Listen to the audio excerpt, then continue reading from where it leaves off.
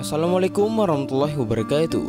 Halo sahabat, kembali lagi di Senja Islami. Pada kesempatan kali ini saya akan mengisahkan sebuah kisah yang sangatlah menarik, yaitu sebuah hakikat cinta kepada Allah melalui sebuah kisah Laila dan Majnun. Sahabat, kisah ini sendiri ditulis oleh Jamaluddin Ilyas bin Yusuf bin Zaki. Ia merupakan ahli hikmah, hakim nizami yang berasal daripada daerah Azerbaijan. Sejak kecil, ia yatim dan dibesarkan oleh pamannya dan disekolahkan. Ia sangatlah pintar dan juga menguasai banyak ilmu agama. Hal yang menarik daripada hidupnya, Nizami Ganjavi atau nama pena daripada Jamaluddin Ilyas bin Yusuf, merupakan seorang sastrawan dan banyak menulis kisah cinta. Salah satunya adalah kisah Laila dan Majnun. Dalam kesempatan kali ini merupakan cerita rakyat lisan orang Arab sebelumnya yang sudah masyhur dan sudah turun-temurun menceritakan kisah daripada Laila dan Majnun. Namun ada beberapa hal yang sangatlah kontroversial, bahwa ada yang menganggap cerita ini nyata dan ada juga yang menganggap bahwa cerita ini sebuah rekaan atau karangan semata. Dalam sebuah riwayat, Majnun bernama asli Qais yang begitu dikenal, begitu tampan, pandai, pintar, rupawan, terpandang di daerah sukunya. Sedangkan Laila bernama asli Ibnu Amir yang begitu cantik, berasal daripada suku di sebelah suku daerah Qais, karena dalam ruang lingkup satu sekolah yang sama. Ketika Majnun pertama kali melihat paras Laila yang cantik dan rupawan, ketika itu ia merasakan jatuh cinta. Pemuda-pemudi Nusantara kerap menyebutnya adalah jatuh cinta pada pandangan pertama. Seketika Majnun kehilangan kesadaran karena tumbuh benih-benih cinta yang tak ia sangka. Begitupun juga dengan Laila, ketika untuk pertama kalinya menatap wajah Qais langsung terpikat. Sahabat, kedua orang anak muda itu sama-sama jatuh cinta. Bahkan keduanya digambarkan sedang mabuk cinta pada saat itu. Majnun pun sering membuat syair-syair cinta, sehingga ia kerap kali diucapkan sebagai orang yang gila, karena sering dikerumuni orang setiap kali ia mengubah syair, dan selalu ditunggu-tunggu karena keindahannya. Setelah beberapa lama, ia seperti orang yang tidak terawat dan rambutnya gondrong. Begitupun juga dengan Laila. Dalam waktu yang tidak begitu lama, tersebarlah gosip tentang kedua anak muda yang tengah dimabuk cinta tersebut. Dari berita itu, ayah Laila merasa hal ini merupakan pencemaran nama baik yang dianggap meruntuhkan kehormatan suku dan keluarga. Maka, supaya tidak menjadi bahan omongan terus-menerus daripada tetangga dan masyarakat sekitar, kemudian Laila tidak lagi diperbolehkan sekolah kembali. Dua anak muda yang sedang mabuk-mabuknya asmara tadi kemudian dipisahkan oleh orang tuanya masing-masing. Kemudian dimulailah babak pertama daripada kegilaan si Qais ini. Majnun berusaha dengan berbagai cara untuk menemui si Laila, akan tetapi ia tidak bisa. Lalu mulailah muncul syair-syair dan tangisan-tangisan rindu Majnun atau si Qais tadi. Kemana-mana hanya menyebut nama Laila, Laila, Laila, dan Laila. Bahkan ia rela menyamar sebagai kambing dan berjalan di antara kambing-kambing tersebut ketika melintasi kediaman daerah dan wilayah Laila berada.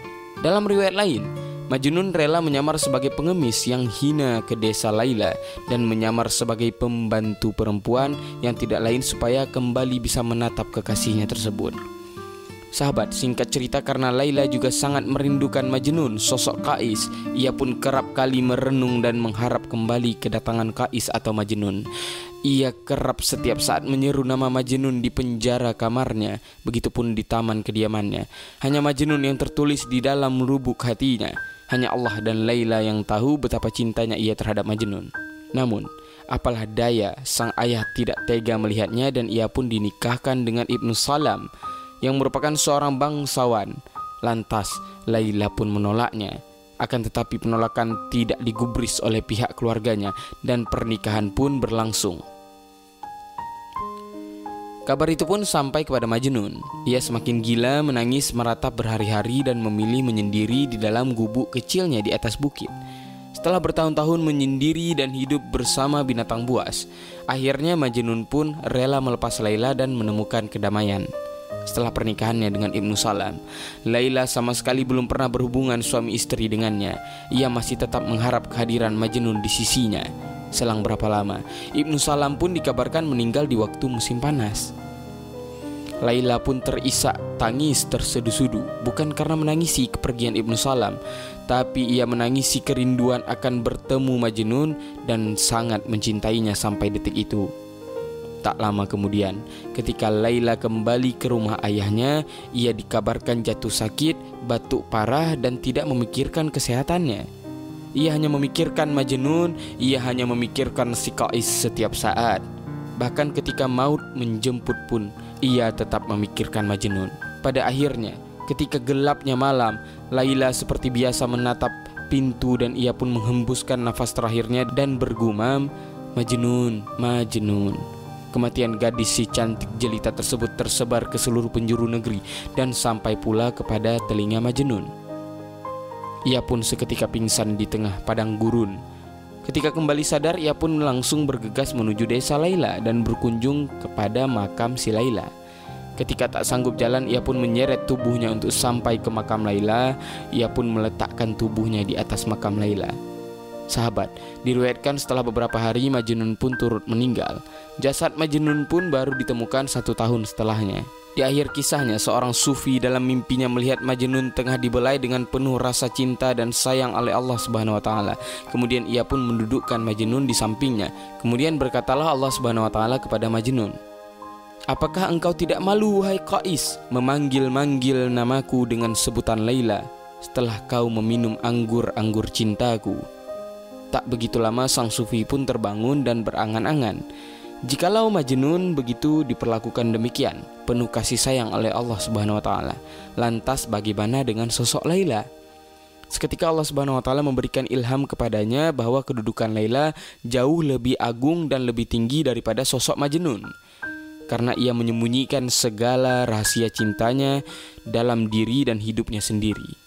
Sahabat, pelajaran yang dapat kita petik yaitu jika seseorang sudah jatuh cinta, sudah dimabuk oleh cinta kepada Allah, maka akan keluar secara otomatis daripada mulutnya nama Allah.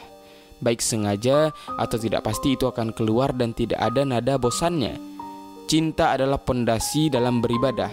Bahkan para wali Allah Subhanahu wa taala lupa terhadap dirinya dan rela melakukan apa saja untuk beribadah kepada Allah. Seperti kisah di atas, begitu ketika cinta kepada Allah maka dunia dan segala isinya tidak berarti. Ketika sosok Qais, sosok Majnun dan sosok Laila merelakan pasangannya masing-masing dan mengikhlaskan hal tersebut. Dalam konteks hablum minallah dan hablum minan nas, orang yang menyembunyikan amal perbuatannya daripada orang lain maka akan mendapat sisi yang tinggi di hadapannya, karena hanya ia dan Tuhannya yang tahu. Wallahu a'lam bishawab.